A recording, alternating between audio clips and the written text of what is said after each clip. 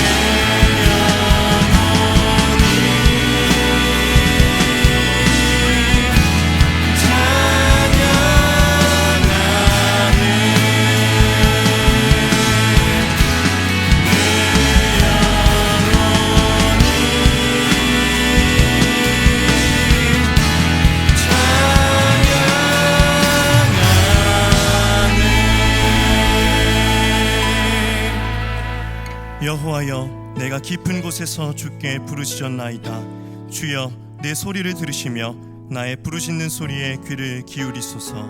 아멘. 하나님 아버지, 거룩한 주일을 우리에게 허락하여 주심에 감사합니다. 언제나 어디서나 우리의 소리를 듣고 계시며 그 어떤 소리에도 귀 기울여 주시는 하나님의 자비하심을 찬송하오니 모든 영광 홀로 받아 주시옵소서. 이 모든 것 예수님의 이름으로 기도드립니다. 아멘. 주님이 제자들에게 가르쳐 주신 주기도문을 공동체의 고백으로 올려드리겠습니다. 하늘에 계신 우리 아버지여, 이름이 거룩히 여김을 받으시오며 나라가 임하시오며 뜻이 하늘에서 이루어진 것 같이 땅에서도 이루어지이다. 오늘 우리에게 일용할 양식을 주시옵고 우리가 우리에게 죄 지은 자를 사하여 준 것 같이 우리 죄를 사하여 주시옵고 우리를 시험에 들게 하지 마시옵고 다만 악에서 구하시옵소서. 나라와 권세와 영광이 아버지께 영원히 있사옵나이다. 아멘.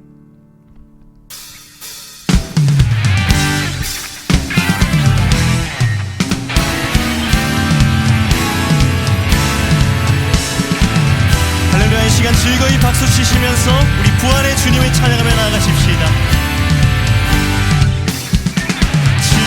즐겁고 강인 날 세세의 할 말 사망 권세 깨고 하늘이 열려 죽은 자가 다시 살아나와서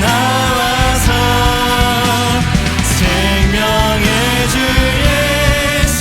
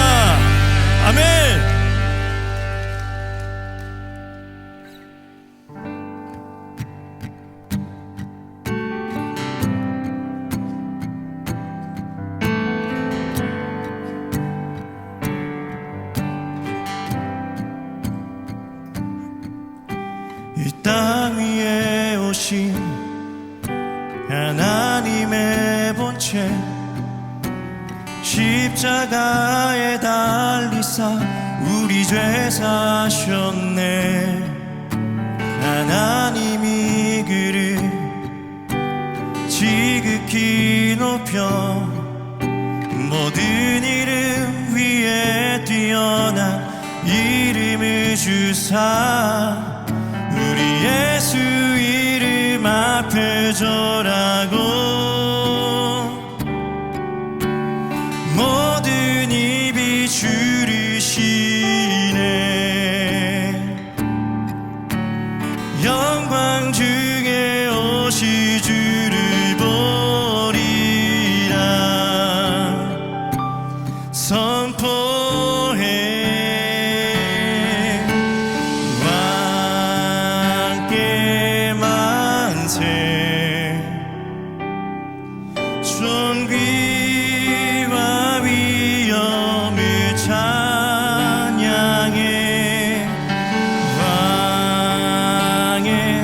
왕께 만세 주 예수 하나님.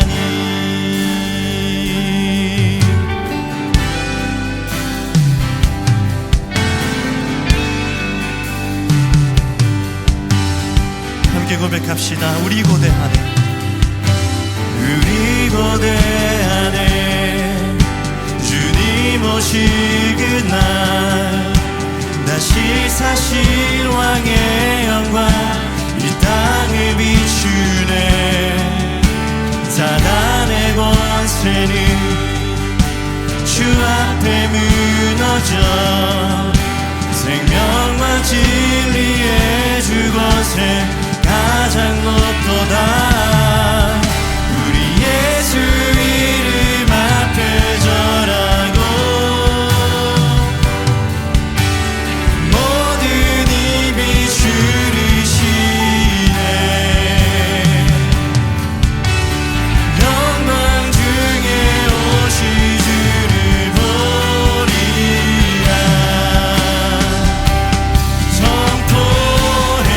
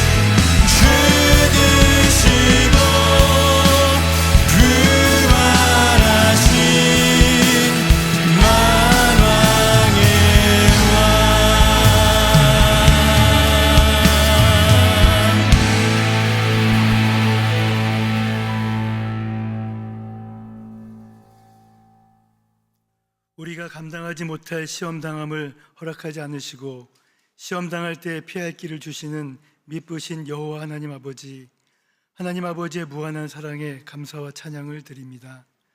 하나님의 창조 목적에 순종하며 살아가라고 주신 은사들을 우리의 유익을 위해서만 사용하여 하나님을 배반하고 죄의 종로를 했던 우리의 죄를 고백하고 회개하오니 우리의 죄를 용서하사 돌이켜 다시 주의 자녀로 살아가는 은혜를 주시옵소서. 하나님 아버지, 이 나라와 교회들을 위해 기도합니다. 국내외의 여러 복잡한 문제들로 둘러싸인 현실에서 각 분야의 리더들에게 지혜와 능력을 주사 각자의 위치에서 겸손하게 최선을 다하게 하시고 하나님의 은혜로 회복되고 발전하게 하여 주시옵소서. 교회들이 먼저 하나님 앞에 겸비하며 회개하고 한 마음으로 예수 그리스도를 선포하고 전함으로써 이 땅의 초대교회 같은 놀라운 부흥의 역사가 일어나게 하시고 교회들로 인해 이 땅에 하나님의 나라가 임하는 은혜를 허락하여 주시옵소서. 혜성교회를 위해 기도합니다. 하나님의 영광을 위해 사람을 세워가는 사도행전적 교회, 하늘의 복을 받아 세상의 복이 되는 교회가 되게 하시고 혜성교회가 하나님을 영화롭게 함으로 하나님의 영광이 충만하게 나타나는 교회가 되게 하여 주시옵소서. 드려지는 예배마다 성령님의 임재를 경험하며 하나님과 인격적으로 만나는 예배가 되게 하시고 모든 성도들이 모이기에 힘쓰고 사랑으로 함께 교제하며 전심으로 기도하고 복음을 전함으로 하늘과 땅의 복을 넘치도록 누리는 교회가 되게 하여 주시옵소서. 특별히 오는 토요일에 드려질 임직식을 위해 기도합니다. 우리에게 세 분의 장로님을 세울 수 있도록 허락하심을 감사드리며 장로님들이 하나님의 교회와 성도들을 더욱 사랑하고 힘써 섬기게 하시고 이들을 통해 은혜에 은혜가 더해지는 복을 교회와 성도들에게 주시옵소서. 혜성의 교육자님들과 선교사님들과 미래 자립교회 위에 성령님의 역사가 뜨겁게 임하시기를 기도합니다.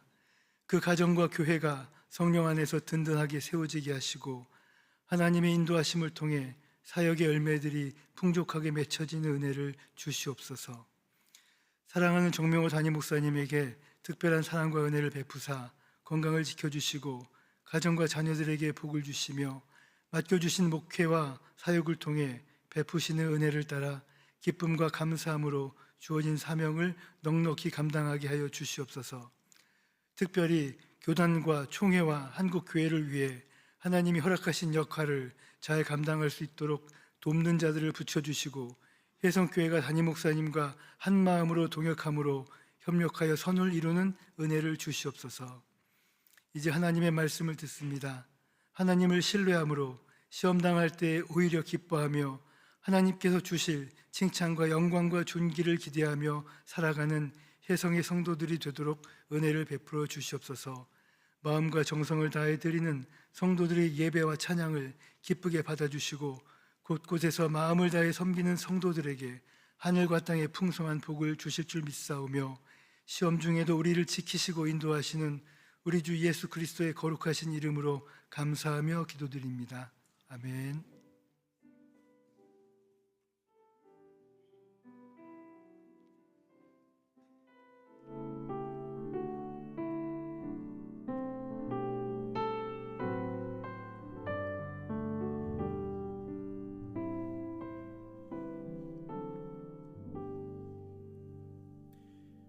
오늘 우리에게 주시는 하나님의 말씀은 베드로전서 1장 6절부터 9절까지의 말씀입니다.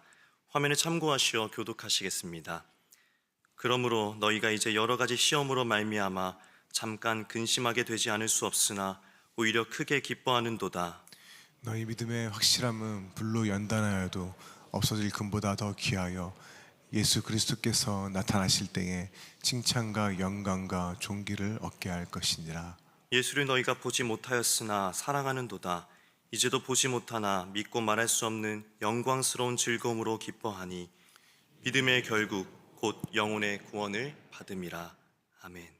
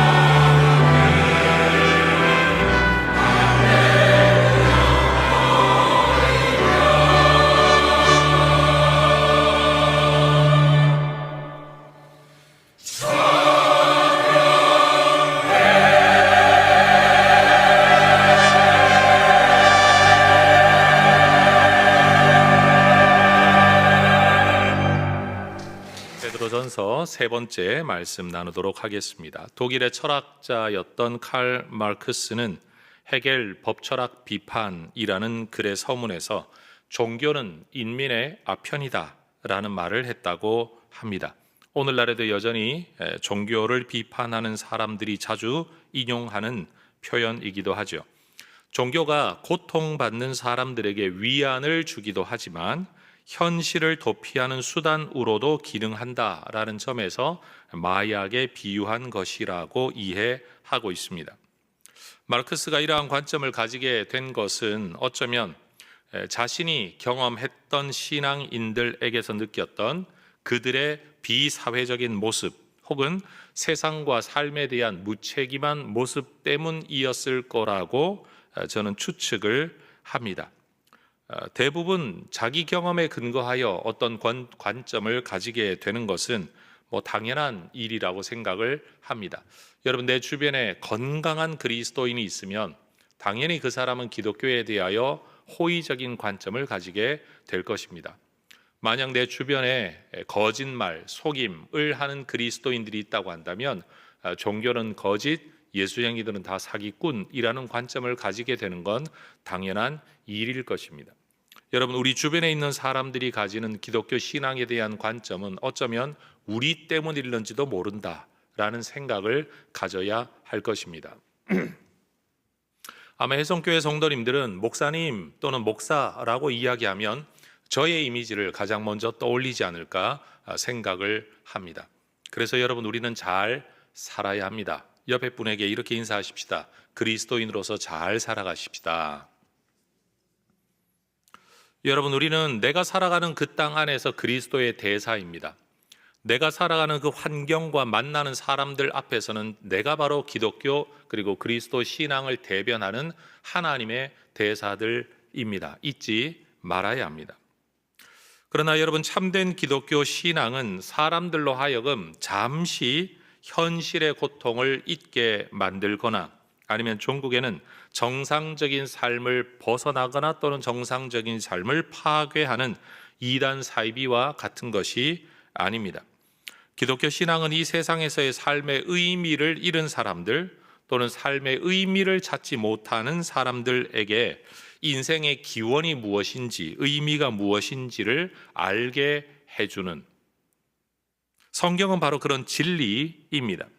이 땅의 삶이 너무 곤고하여 소망 없는 사람들에게도 영원한 하늘의 삶이 있다는 것을 꿈꾸게 하지요. 힘겨운 오늘을 견뎌내게 하는 겁니다.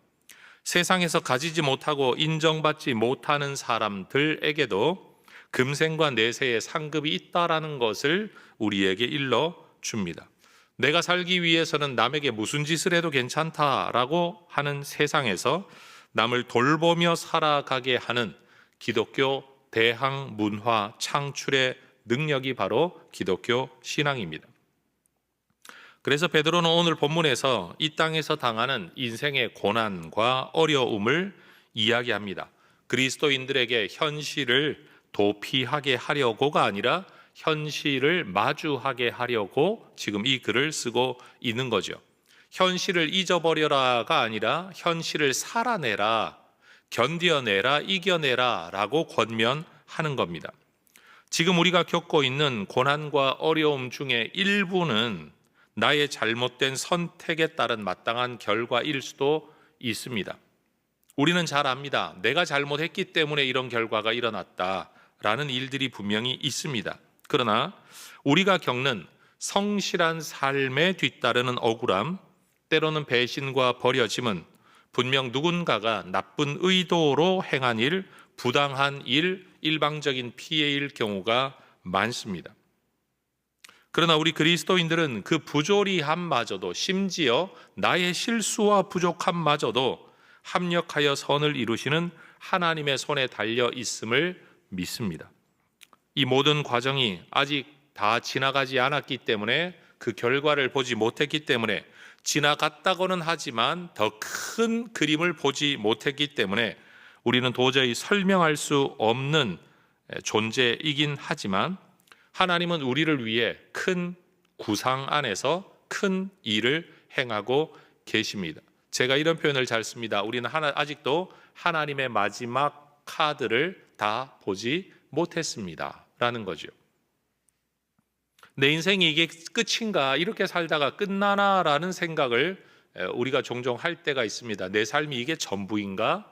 그러나 기억해야 됩니다. 아직도 하나님의 계획은 끝난 게 아닙니다. 여러분, 요셉의 삶을 한번 보십시오. 그가 아무리 해와 달과 열한 별이 자기에게 엎드려 절하는 예언적 꿈을 꾸었다고 할지라도 만약 형들에게 팔려가는 일이 없었다면, 안주인에게 억울한 누명을 쓰는 일이 없었다면, 도움을 주고도 2년간 잊혀졌던 이 아픈 과정이 없었다면, 과연 대풍년과 대기근의 때를 알리는 파라오의 꿈을 해몽하고 이를 대비하는 총리로 세워질 수 있었을까? 다시 말해, 꿈만 꾸면 이루어지느냐라는 겁니다. 꿈과 성취 사이에는 분명한 고난의 견딤, 인내가 있었기 때문에 거기까지 간 거지, 꿈만 꾼다고 가는 게 아니라는 겁니다. 여러분, 기도도 마찬가지인 것 같습니다. 기도하면 이루어진다, 우리가 이렇게 잘 말을 하는데 거기에 축약된, 생략된 표현들이 많죠. 기도하고 인내하며 고난을 견뎌내어야 하나님이 원하시는 때에 하나님이 원하시는 방법으로 이루어지는 것을 경험할 수 있는 겁니다. 인내 없이, 과정 없이 결과가 주어질 수 없다라는 겁니다. 중학교 2학년 때 목사가 되기로 마음을 먹고 그런 기도를 했습니다. 빠른 나이 때부터 하나님께 쓰임받으면 참 좋겠다. 그래서 저는 만 19살 때부터 교회 설교자로, 전도사로 사역을 시작을 했습니다.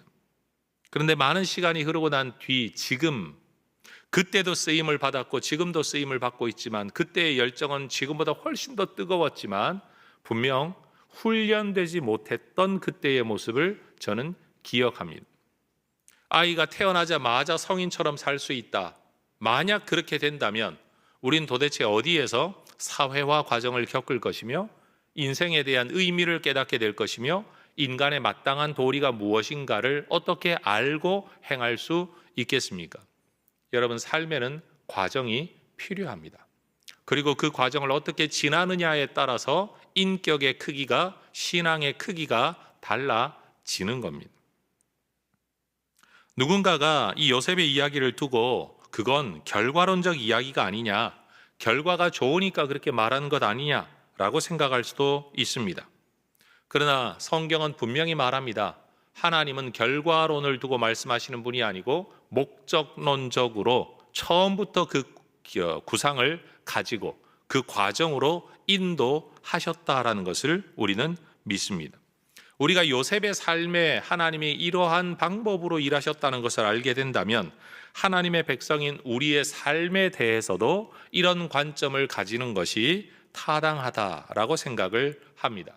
물론 고통과 고난 자체는 선한 것이 아닙니다. 고통과 고난은 인간의 죄로 인해 세상에 들어온 죄와 죽음의 법칙 때문에 생겨난 죽음의 증상들입니다. 예수님이 통치하실 새로운 세상에서는 이 모든 것들이 사라질 것입니다. 그러나 지금 우리가 발딛고 살아가는 죄로 오염된 이 세상에서 그것들이 존재하고 있고, 우리가 예수를 믿는다고 할지라도 이것들을 피해갈 수 없습니다. 중요한 건 그럼에도 불구하고 그런 세상과 우리는 하나님의 손 안에 예수 때문에 붙들려 있다라는 겁니다. 이미 이루어진 하나님의 구원 속에서 아직 이루어지지 않은 구원의 때를 살아가야 하는 것, 이 모순의 과정이 바로 이 땅에서의 삶이라는 겁니다. 하나님은 선하지 않은 세상의 것들을 활용하셔서 하나님의 선을 이루어 가십니다. 그래서 베드로는 우리가 당하는 시험과 시련과 고난이 우리에게 근심을 주는 것이기는 하지만 동시에 유익한 것이라서 기뻐할 수도 있어야 된다. 근심이 전부라고 생각하는 우리에게 이 일 때문에 근심만 할 게 아니라 그 일 때문에 오히려 기뻐할 수도 있어야 한다라고 오늘 본문에서 이야기하는 겁니다. 그것이 오늘 설교의 제목인 거죠. 따라하십시다. 시험마저도 기뻐하는 사람들. 시험, 시련, 고난, 어떤 어려움이 되었든지 그것마저도 기뻐하는 사람들. 왜 기뻐해야 됩니까? 첫 번째, 시험과 시련과 고난을 통해서 믿음의 본질이 드러나기 때문에 우리는 오히려 이러한 어려운 상황들을 기뻐할 수 있습니다. 베드로는 이 편지를 받아 읽을 사람들이 당하고 있는 현실을 일컬어 여러 가지 시험, 잠깐 근심할 만한 상황이라고 이야기를 합니다. 여기서 시험은 죄를 범하도록 유인하는 마귀의 시험이 아니라 시련과 고난과 어려운 현실을 의미합니다. 여러분, 시험과 시련과 고난은 괴로운 상황, 고통스러운 상황입니다. 그리고 이것을 참아내거나 견디는 건 결코 쉬운 일이 아닙니다. 이런 상황에서는 우리 내면에 근심이 생기는 것은 당연한 반응입니다. 베드로도 지금 근심하는 것 자체를 가지고 책망하고 있지는 않습니다. 근심할 만하다, 근심하고 있다, 그것이 너희의 상황이다. 이들은 지금 예수 믿지 않는 사람이 아닙니다. 베드로의 편지를 받아 읽고 있는 그리스도인들인 겁니다. 예수 믿는 사람들도 이 땅의 어려움 앞에서 근심한다라는 겁니다. 여러분, 슬픈 상황 사람에게 다가가 슬퍼하지 말라라는 말은 위로가 아니죠. 슬픔 자체를 공감해 주는 겁니다. 그리고 슬퍼할 만하다는 걸 인정해 주는 겁니다. 그런데 슬프지만 이런 것들도 한번 생각해 보자 라고 말하는 것이 오히려 진정한 위로이죠. 마음이 아파하는 사람들에게 아파하지 말아라, 뭘 그까짓 걸 가지고 그러냐, 이건 절대 위로가 되지 않습니다. 아픈 일이 맞다. 그런데 이런 면으로도 한번 생각을 해보자 라고 생각을 할 때 한쪽만 바라보았던 우리에게 또 다른 쪽을 바라봄으로써 이 관점에 반응만 하는 것이 아니라 이런 반응도 할 수 있겠구나 라는 또 다른 선택의 여지가 우리에게 열려질 때, 여러분, 우리는 우리의 상황을 한쪽으로만 바라보지 않는 생각의 확장이 일어나게 되는 겁니다. 여러분, 우리는 우리의 삶을 나름대로 다 열심히 최선을 다해 살아가고 있습니다. 그런 면에서 세상에 나쁜 사람이 누가 있겠습니까? 자기 나름대로는 정말 잘 살아보려고 다 애쓰고 있다. 저는 이것이 우리가 다른 사람을 바라보는 최소한의 전제여야 한다고 생각합니다. 그런데 여러분, 이렇게 성경을 배우는 시간에 앉아 있다가 보면 내가 생각을 잘못했구나, 그게 다가 아니구나, 이럴 수도 있겠구나, 우리의 생각의 전환이 일어날 때가 있죠. 그러니 누구나 바른 의도를 가지고 살아간다라고 전제할지라도 그것이 유일한 방법은 아니라는 생각을 우리가 가질 필요가 있는 겁니다. 그래서 들어야 되고 배워야 되고 묵상해야 되고 기도해야 되고 연구해야 되는 이 모든 일들이 왜 필요하냐? 우리가 보는 관점을 넘어선 관점을 가지기 위함인 겁니다. 6절의 말씀을 보면 근심하게 되지 않을 수 없었으나, 이중부정의 문장이 등장합니다. 이 문장을 다른 형태로 표현하면 만약 그것이 필요하다면 이라고 번역할 수도 있다고 합니다. 더 정확하게 말하면 그것이 필요하기 때문에 라고 번역이 가능한 문장이라는 것입니다. 너희가 근심하게 되지 않을 수 없었으나 라는 말을 바꾸면 너희에게 그 근심이 필요하기 때문에 라고 번역할 수 있다라는 거죠. 우리는 근심할 만한 상황이 없기를 바랍니다. 누가 일부러 근심하기를 원하겠습니까? 그러나 하나님이 보시기에는 죄의 법칙이 지배하는 이 세상 속에서 살아가는 우리 그리스도인들에게는 때때로 그 근심을 하게 되는 상황이 유익하기 때문에 하나님이 허락하신다라는 것이 바로 6절의 의미입니다. 여러분, 시험과 시련과 고난과 어려움은 우연히 찾아오거나 세상 말로 재수 없어 찾아오는 일이 절대 아닙니다. 이것들은 하나님의 허락하심 안에서 하나님의 목적을 가지고 무엇인가를 드러내게 하려고, 생각하게 하려고, 깨닫게 하려고, 결국은 우리에게 유익이 되기 때문에 우리에게 주어집니다.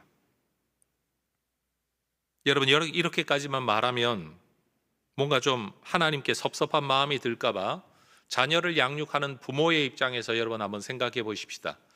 아이가 조금이라도 불편하거나 어려움이 있을 만한 일을 만날 때마다 부모가 손을 내밀어 다 해결을 해주고 다 도와준다. 여러분, 이게 바른 교육이 아니면 이 아이의 행복한 삶을 위한 유익한 길이라고 누구도 생각하지 않을 겁니다.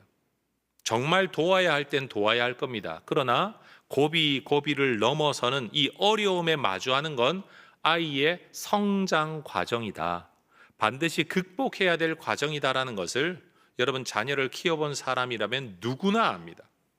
그러면 우리 하나님께서도 우리 아버지로서 이 땅을 우리가 믿음으로 살아가고 어려움이 있으면 무조건 피해가게 하고 없어지게 만드는 게 아니라 그 어려움을 능히 극복하게 하고 그 속에서 우리를 성장되게 하시려면 하나님은 의도적으로 일부러 근심할 만한 상황을 허락하실 수도 있다는 생각을 우리가 해야 한다라는 거죠.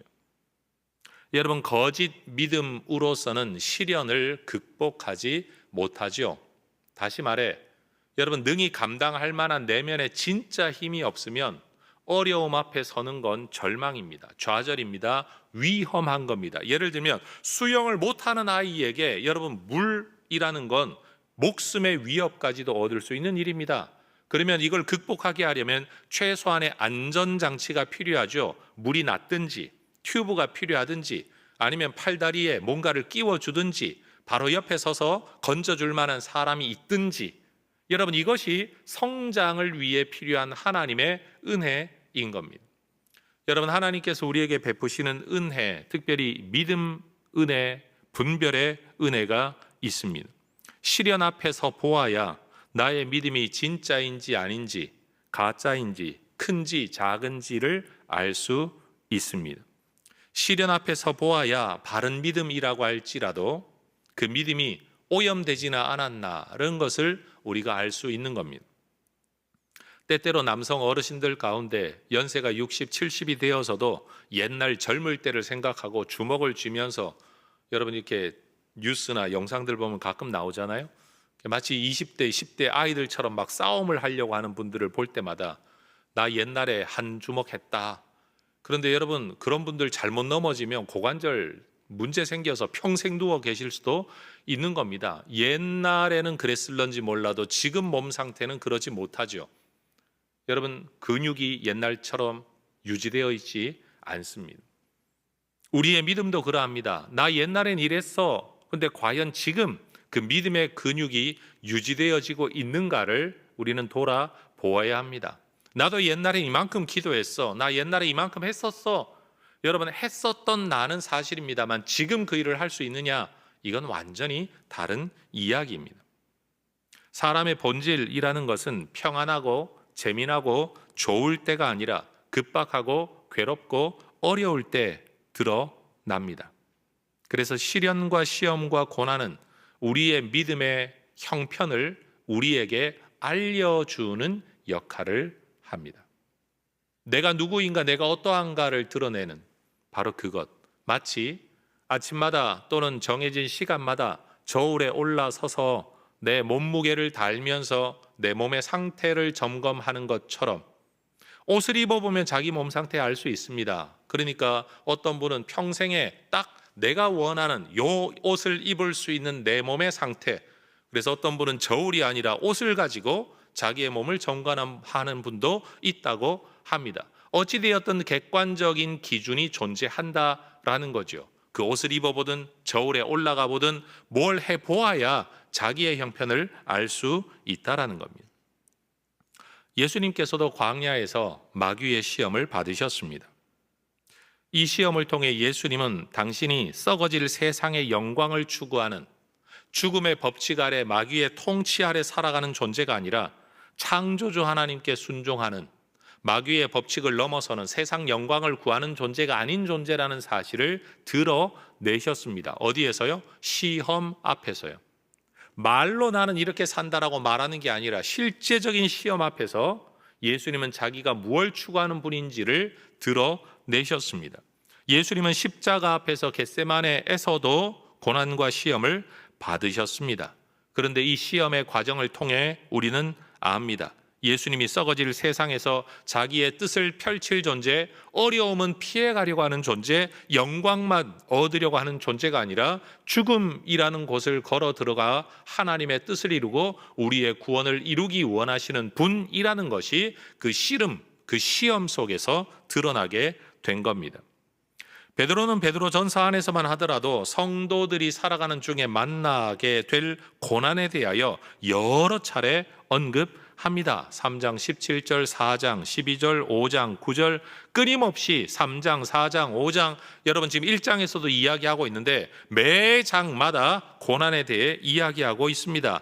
그 당시 그리스도인들에게는 이 고난이 보편적이고 상시적이었기 때문입니다. 이 편지가 기록될 당시에 그리스도인들은 몇 가지 이유로 핍박의 대상이 되었다고 합니다. 황제를 신으로 섬겨라 라고 말하는 세상 속에서 우리의 진짜 주님은 황제가 아니라 예수님이다 라고 고백하는 이 사람들, 그래서 당대 종교 문화 안에서 그들은 오히려 무신론자로 취급을 받았다라고 합니다. 정치적으로는 황제에 대한 충성을 거부하는 반역자, 반사회적, 반정치적 인물로 간주가 된 거죠. 그들은 이방 신당에서 제사하기를 거부했습니다. 여러분, 이 이유 때문에 당대 최고의 경제 활동이 뭐냐? 신전 제사와 관련된 사업이었는데 여기에 참여할 수 없었기 때문에 그들은 경제 활동의 주체가 될 수가 없었습니다. 로마가 표방하는 정복의 정치, 쾌락의 문화, 자기중심적인 철학, 이 가치를 지지하지 않는다는 이유로 오히려 예수님의 가르침을 받들어 정복이 아니라 자기희생, 쾌락이 아니라 거룩함, 자기중심적 철학이 아니라 봉사와 섬김의 가치를 따른다는 이유로 그들은 사회에서 무시당하는 주변인 취급을 받았다라는 겁니다. 그런데 여러분, 그리스도인들은 그 당시에 그들의 삶 자체로 로마인들의 삶이 유일한 길이 아니다. 제가 계속해서 대항문화라는 표현을 쓰고 있는데 주류 문화 속에서 그것과는 다른 삶의 길이 있다는 것을 보여주는 사람들, 세상을 따르지 않고 그들의 길을 걸어가는 사람들이었습니다. 다시 말해 그들은 그 고난 때문에 오히려 그들이 하나님의 사람이라는 것이 드러나게 되었다라는 겁니다. 베드로는 이러한 그리스도인들의 고난이 잠시다라는 말로 위로합니다. 그러나 당장 고난의 현실을 살아가는 그들 또는 우리로서는 이러한 고난과 힘듦의 시간은 결코 짧지 않습니다. 도대체 언제까지 이래야 되냐라고 탄식할 만큼 길게 느껴집니다. 그러나 우리가 들어가 누릴 하늘의 영원함이라는 시간에 비하면 여러분, 우리의 고난의 시간은 잠시입니다.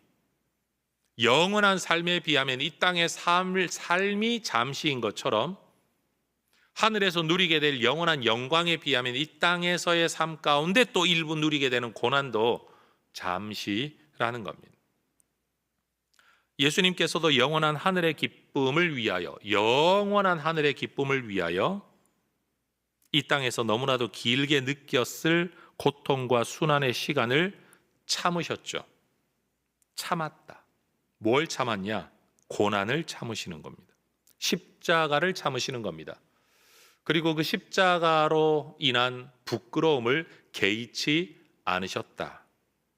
여러분, 개의치 않았다라는 말에 대한 영어 번역본들을 보면 대단하게 여기지 않았다, 심지어 가치 없이 여겼다, 그걸 그렇게 큰 일로 여기지 않았다, 또 다른 우리 한자 표현을 하면 대수롭지 않게 여겼다라는 거예요. 예수님은 십자가를 참았다 그러면 우리는 엄청 힘들게 참았다라고 생각을 하는데 정작 예수님 그 힘든 참음을 예수님 내면의 마음가짐이 무엇이었느냐? 부끄럽고하지 않았다. 개의치 않았다. 분명 부끄러움을 당하는 일이었는데 그 일을 개의치 않았다. 여러분, 우리는 이 땅에서 어떻게 살아야 됩니까? 고난, 힘든 일입니다. 괴로운 일입니다. 그러나 예수님이 십자가에 대하여 그랬던 것처럼 우리는 이 고난으로 인한 근심, 고난으로 인한 어떤 여러 가지 반응들을 개의치 않는, 대수롭지 않게 여기는, 크게 비중 있게 생각하지 않는 이 태도와 자세가 이 땅을 살아가는 하나님의 사람들의 모습이어야 한다라는 겁니다. 여러분, 만약 우리가 당하는 시련이나 고통을 우리 힘으로 즉각 해결할 수 있다면 우리는 그것을 시험과 시련으로 생각하지 않을 겁니다. 왜요? 해결할 수 있는 문제니까, 해결해버리면 끝나는 건 일이니까. 그런데 이게 우리에게 시련과 고난이 되는 이유는 뭐냐? 내 힘으로 해결이 안 되니까, 내 지식으로는 극복이 되지 않으니까 이게 시련과 고난이 되는 겁니다. 그런데 반면 그렇기 때문에 이 시련과 고난은 우리가 인내를 배울 수 있는 유일한 상황입니다. 내 힘으로 해결되지 않는 상황에 대하여 내가 어떻게 대처해야 되는가를 배울 수 있는 유일한 상황입니다. 흔히 그렇게 말하지 않습니까? 학교에서 늘 1등만 하던 아이들이 2등, 3등 하게 되면 그걸 못 견뎌야 하는 것처럼, 생각해 보세요. 모든 문제를 내가 가진 지식으로, 내가 가진 돈으로, 내가 가진 영향력으로 해결할 수 있었던 사람이 내게 그 어떤 것으로도 해결할 수 없는 문제를 만났을 때의 그 당혹스러움을 한번 생각해 보십시오. 그래서 여러분, 권력이 있거나 아니면 돈이 있거나 지식이 탁월한 사람들이 내 힘으로 해결되지 않는 상황에 대한 대처 능력이 떨어지는 거예요. 평상시에 돈 없고 지식이 없고 백이 없어가지고 여러분, 그런 상황을 많이 당했던 사람들은 이 상황에 내가 어떻게 대처해야 되는가에 대한 훈련이 되어져 있어서 그 상황을 견뎌낼 수 있어요. 인내할 수 있어요. 근데 늘 내 것으로 다 해결했던 사람들은 오히려 그 상황이 너무너무 힘든 겁니다. 여러분, 제가 목회자가 되어서 가장 힘든 건 뭐냐 하면요, 말도 안 되는 소리를 듣는 상황이에요. 전 어려서부터 내가 상황 속에서 말을 하거나 판단을 하거나 처신을 했을 때 네가 틀렸다는 이야기를 들어본 적이 없거든요. 항상 예의 바르고, 항상 상황 판단이 정확하고, 항상 내 의견이 가장 타당한 의견이라고 늘 인정, 칭찬, 지지를 받으면서 여러분 삶을 살아오다가 목회라는 환경 속에 딱 들어오니까 여러분, 맞는 상황인데도 불구하고 싫다라고 말을 하는 사람을 설득할 길이 없는 거예요. 그리고 억지를 부리는 사람들을 만나면 이게 어떻게 안 되는 거예요. 목사가 무슨 권력으로 누를 수 있는 것도 아니고 이길 수 있는 것도 아니고 그냥 그러세요 하고 참을 수밖에 없는 상황. 그래서 저는 가끔 그런 생각을 해요. 누가 목회를 잘할 수 있을까 하면 어려서부터 욕 많이 먹고 오히려 사람들한테 무시도 많이 당해본 사람이 오히려 목회를 더 잘하지 않을까? 그냥 반대편 생각을 제가 하는 거예요. 여러분, 때때로 하나님께서는 우리를 그렇게 고난 상황으로 이끌어 들이십니다. 이유는 뭡니까? 그 상황 앞에서도 너의 믿음이 효력을 발휘하는지. 지식이 있는 사람은 지식으로 문제를 풀면 됩니다. 힘이 있는 사람은 힘으로 문제를 풀려고 달려들죠. 돈 있는 사람은 돈으로 문제를 풀려고 합니다. 권력 있는 사람은 권력으로 문제를 풀려고 합니다. 그런데 그것으로 풀 수 없는 문제를 만났을 때 내 인격의 본질이 드러나고 신앙인들은 내 신앙의 본질이 드러나게 되는 거죠.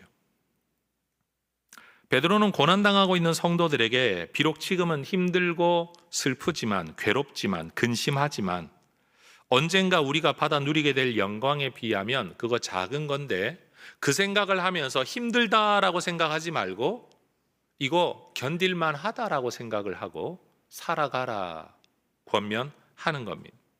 그래서 믿음의 안목을 가진 사람들은 시험과 고난과 시련과 어려움 앞에서 때로는 말씀 묵상으로, 때로는 설교 말씀으로, 때로는 기도로, 때로는 경건의 독서로, 때로는 성도들 간의 위로의 나눔을 통하여 이 모든 것들을 견뎌내는 힘이 생깁니다. 이겨내는 힘이 아니라 견뎌내는 힘이 생깁니다. 어려움은 어려움일 뿐입니다. 그런데도 이것이 내게 주는 유익이 있다라고 생각하며 견디는 겁니다.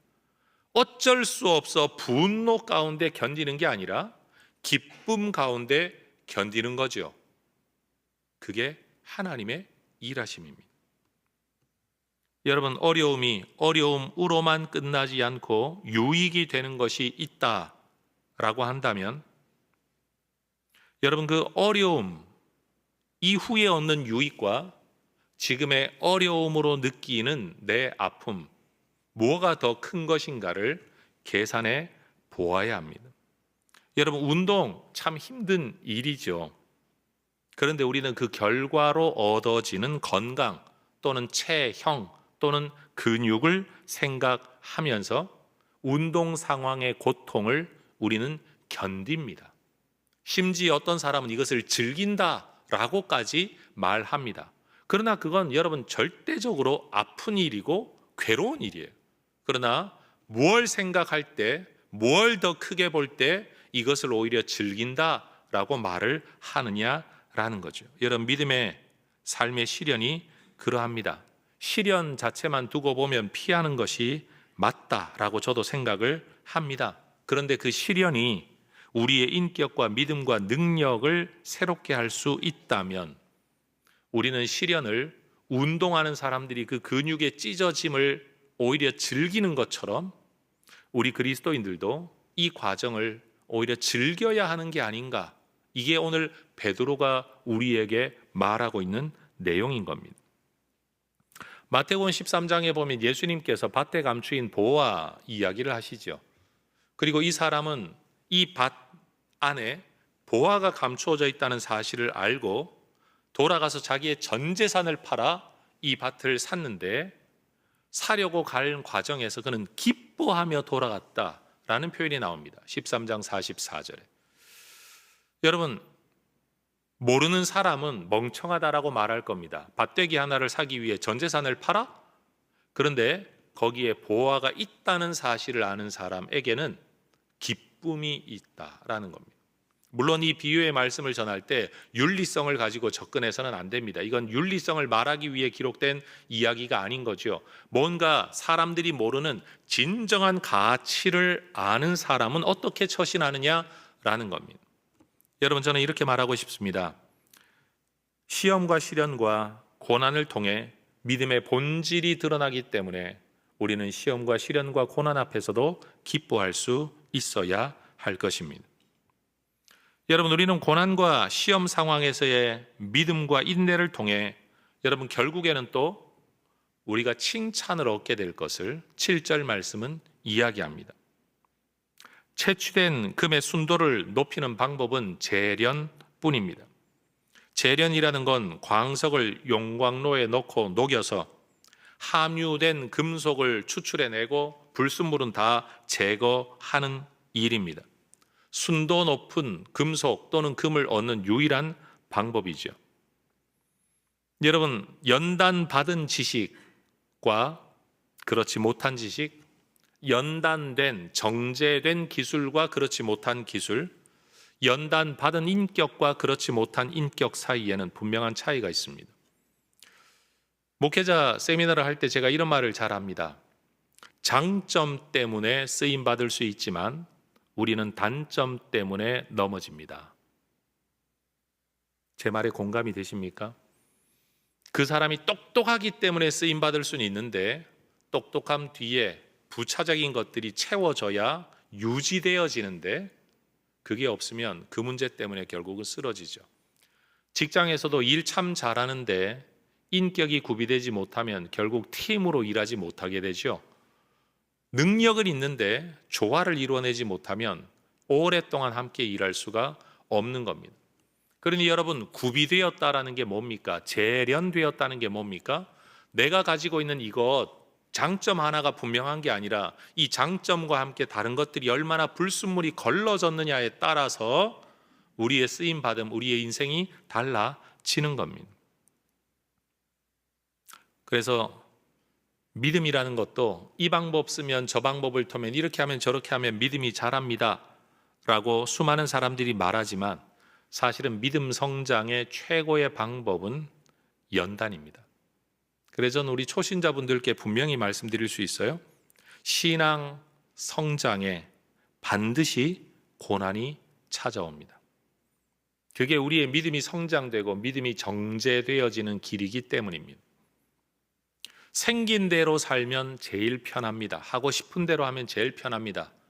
그러나 하고 싶은 대로 말하는 사람, 생긴 대로 사는 사람들은 반드시 주변 사람에게 상처를 주게 되어 있습니다.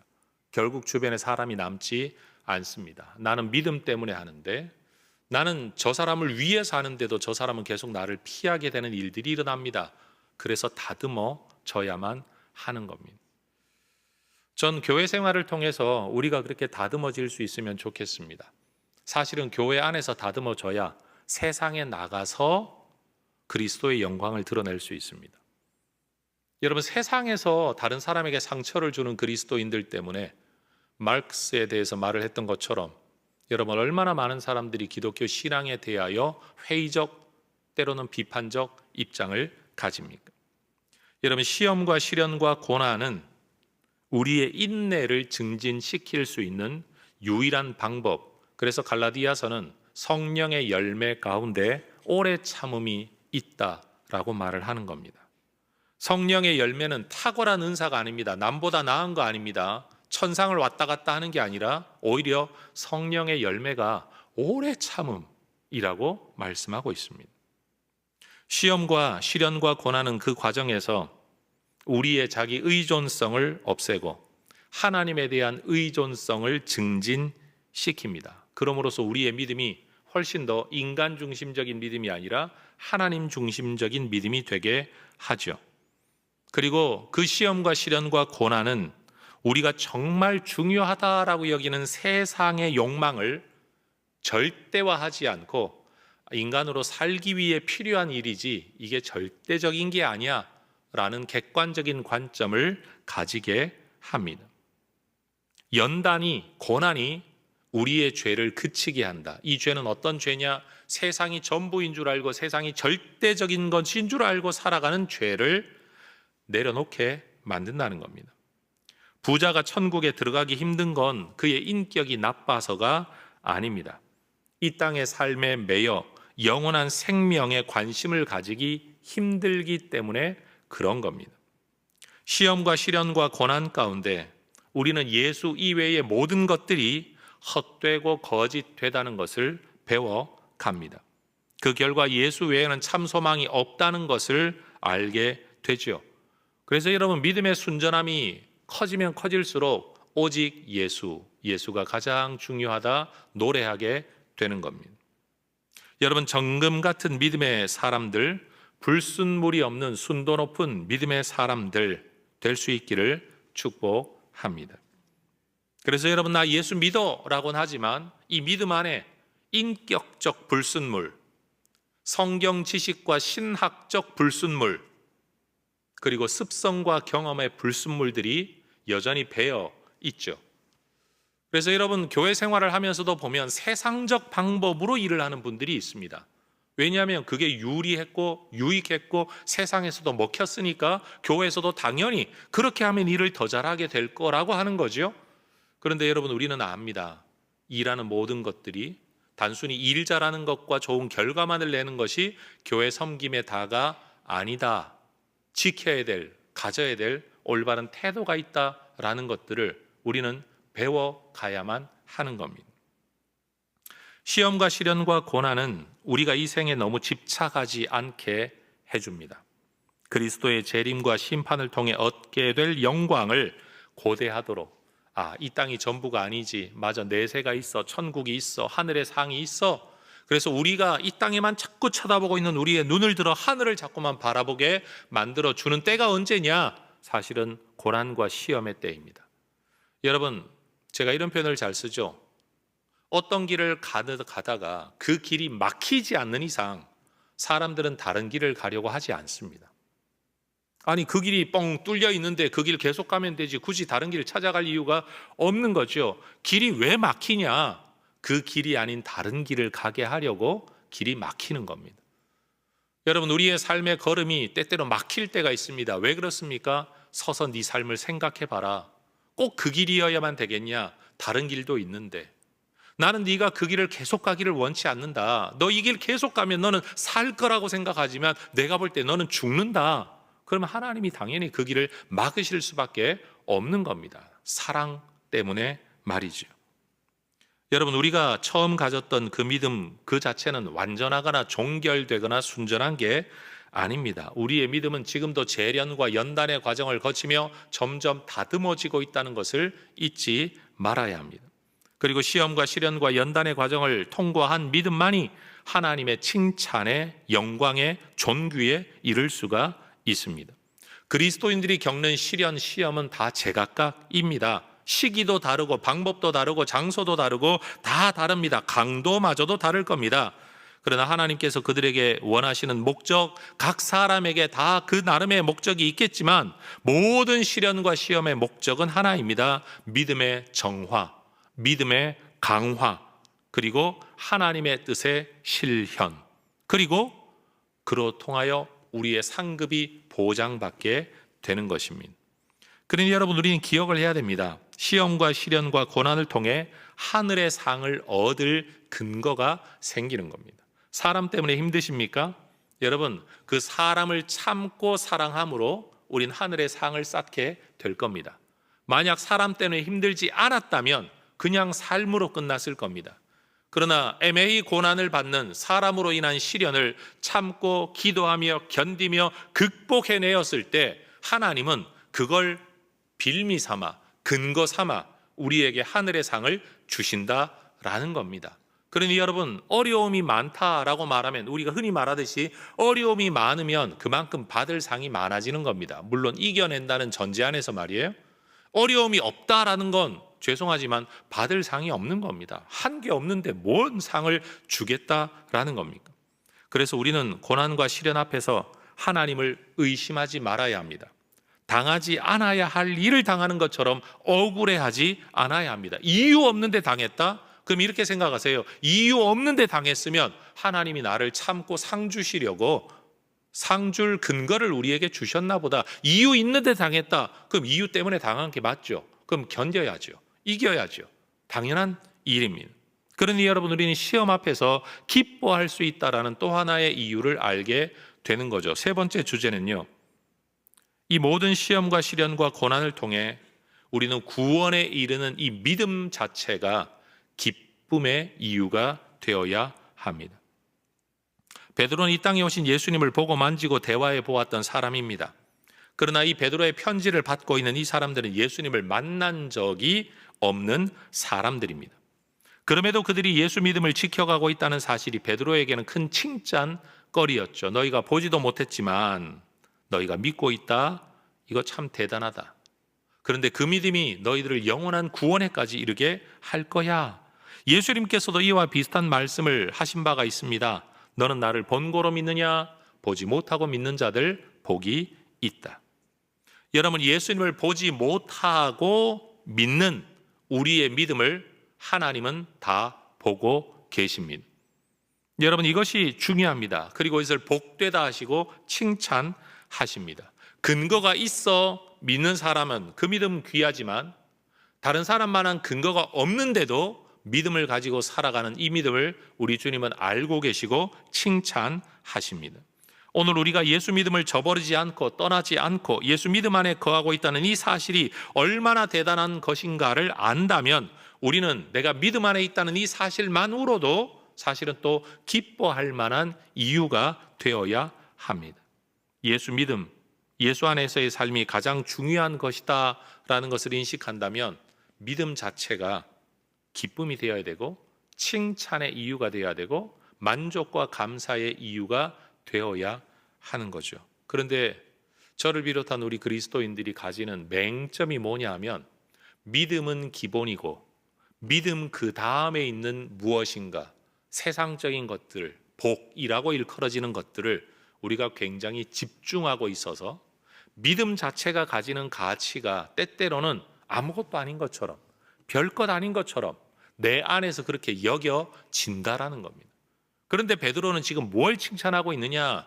세상에서 너희가 얼마나 형통하고 있냐, 복을 받아 누렸냐, 물질을 누렸냐, 세상에서 출세했냐를 말하는 게 아니라 영혼의 구원에 이르는 믿음을, 예수를 보지도 않고 그 예수를 믿는 믿음을 가지고 있다는 사실에 대하여 베드로가 지금 엄청난 칭찬을 하고 있다라는 거예요. 이 칭찬받고 있는 사람들이 지금 어떤 형편에 있는 겁니까? 예수 믿음 때문에 지금 고난 가운데 있는데 말이에요.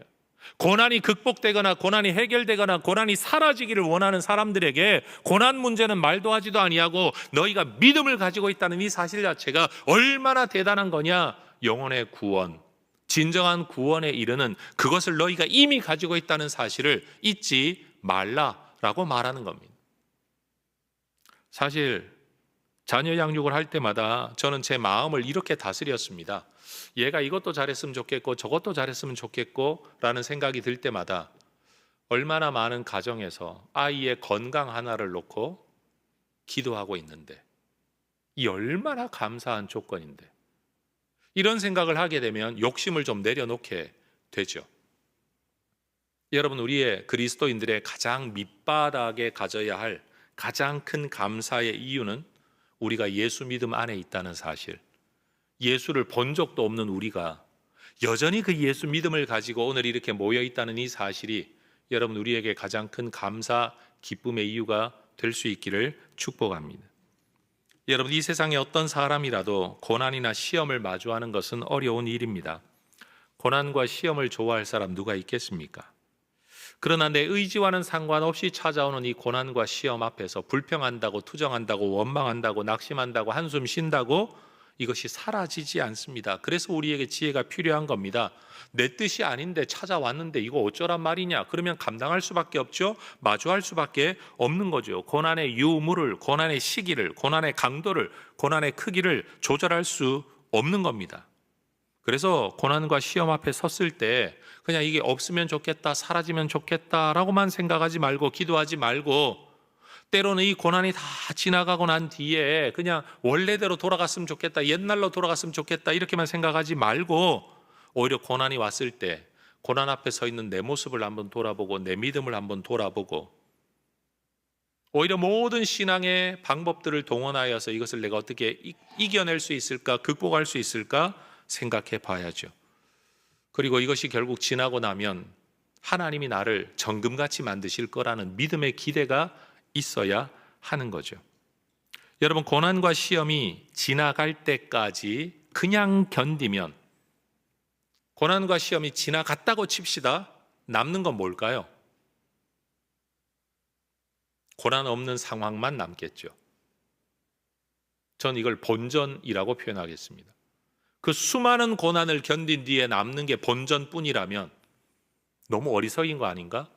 오히려 그 고난과 시험을 통해서 내가 믿음이 정화되고 믿음이 강화되고 하늘의 상급이 쌓이고 이 과정을 오히려 내가 기뻐하며 보냈다면 믿음이 지나간 뒤에 남는 건 본전이 아니라 이익일 겁니다. 이전보다 성장한 모습, 이전보다 깊어진 모습, 이전보다도 훨씬 더 아름다운 신앙의 사람으로 남게 되겠죠. 저는 그것이 삶의 문제에 대한 우리의 지혜라고 생각을 합니다.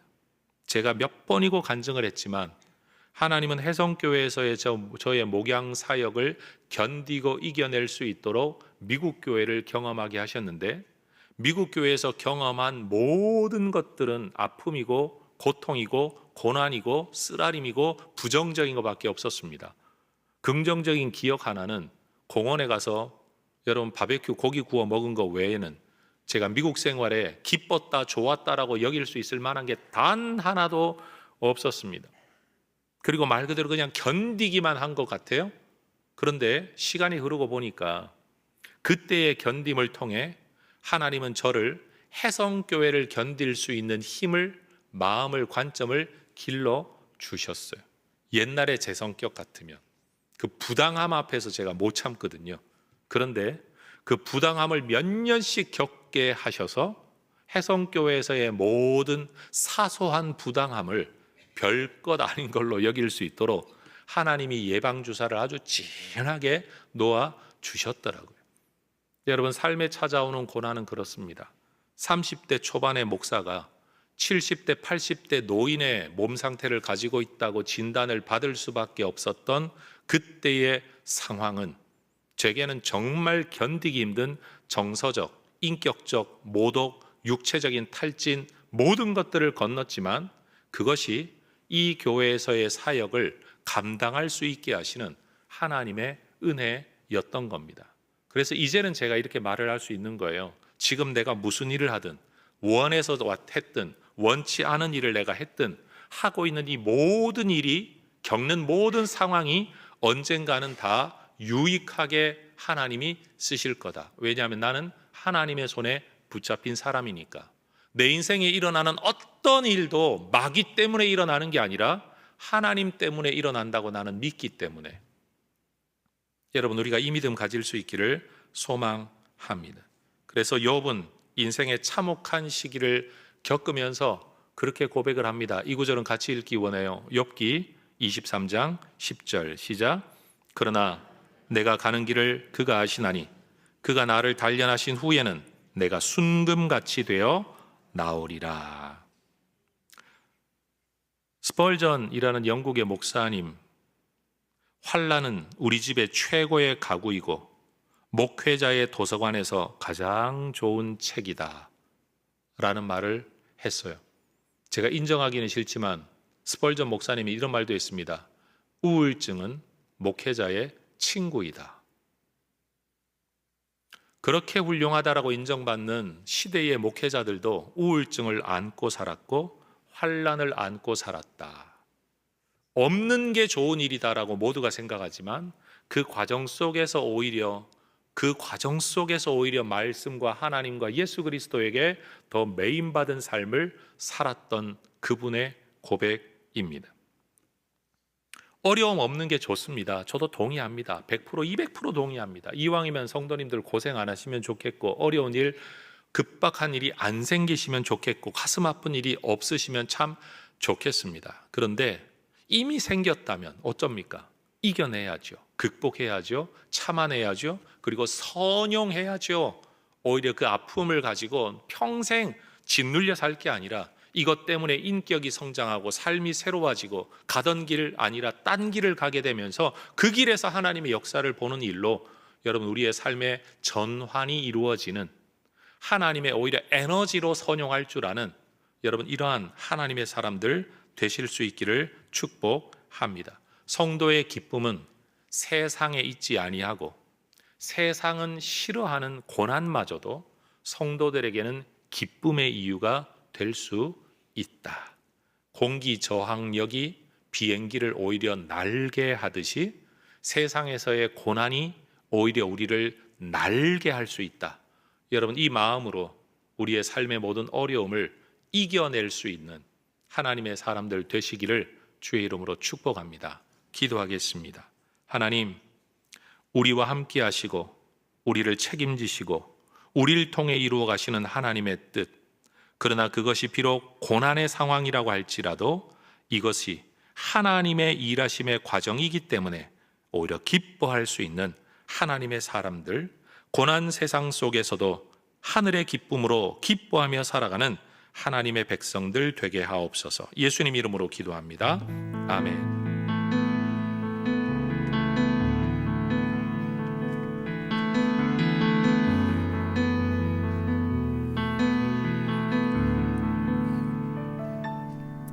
내게 허락하신 시련을 통해 나의 믿음 더욱 강하게 자라나고